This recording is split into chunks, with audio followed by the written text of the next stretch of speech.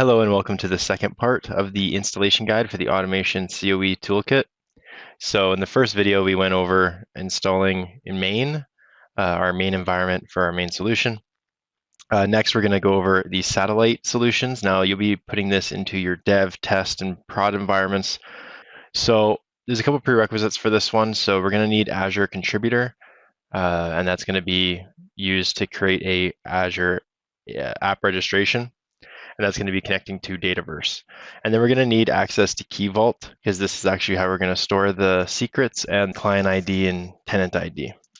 So we're going to need those two things there. And let's get started. So the first step is to create that app registration. So how we're going to do that is we're going to go to portal.azure.com and we're going to go into Azure Active Directory. Just a reminder, I am signed in as the Auto COE admin account that I've gotten created. From here, we want to select app registrations. And then we want to select new app new registration at the top here. And we're going to give it a meaningful name. There we go. The other settings we're going to leave as normal, and we're going to hit register. So we want to select on application ID URI. We want to click on this link here, add an application ID URI. When we click this, we're going to see at the top here we can set one. We want to hit set. We're going to leave the default and hit save. Next, we want to add a secret for this app registration. So we click on the Certificates and Secrets tab, and then in the Client Secrets tab on right here in the middle, we want to hit New Client Secret. It'll ask us to give a description. We can just say Dataverse API.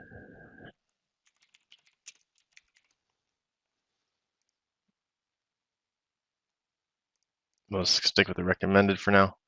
Hit Add.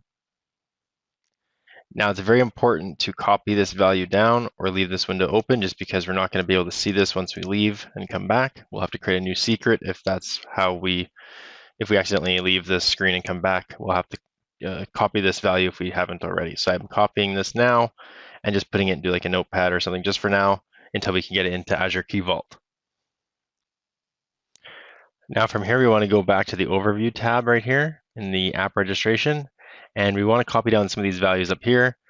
They're going to help us connect to the Dataverse API. We need to copy down the application client ID and the directory tenant ID. So application ID, I'll copy this. And we want to copy down the tenant ID.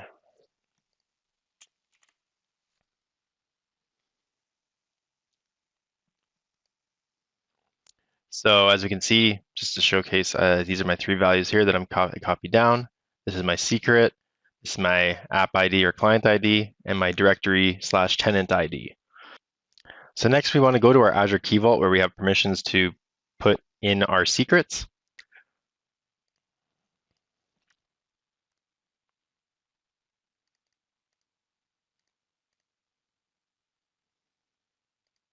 So in our Key Vault, we want to select the Secrets tab here. From this tab, we want to hit Generate/Import.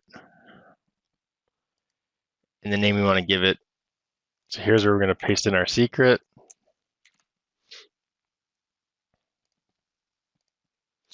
Hit Create.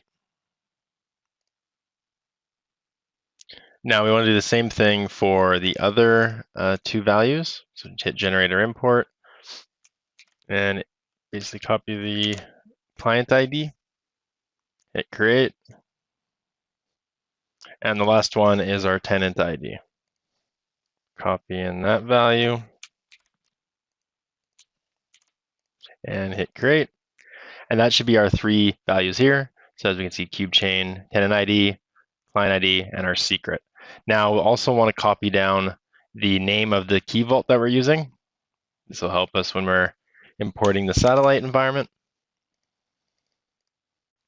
Okay, now that we have our app registration finalized with these values here for the Dataverse API, we're going to create an application user inside of our satellite environments that we're going to be using, basically using this app registration. So we're going to go to the Admin Center, Power Platform Admin Center.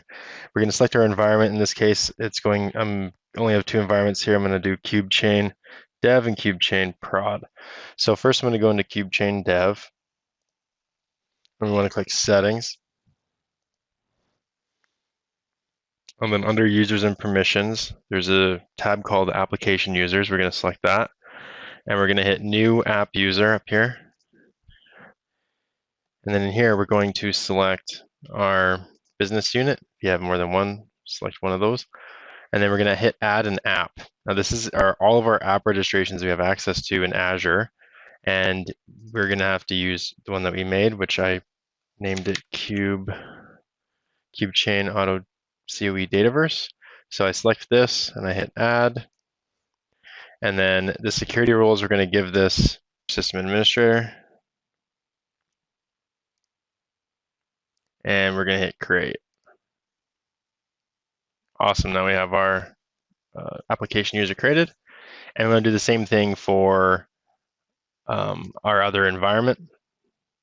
And you'd want to do the same thing with all the other satellite environments. And best practice would be to use a different app registration with different secret values and everything like that. So inside of our satellite environment that we're going to be doing this in this case, Cube Chain Dev, I'm going to be importing the satellite solution now. So we're going to hit import under solutions. We're going to browse for our file. That'll be the satellite solution. I'm going to hit next.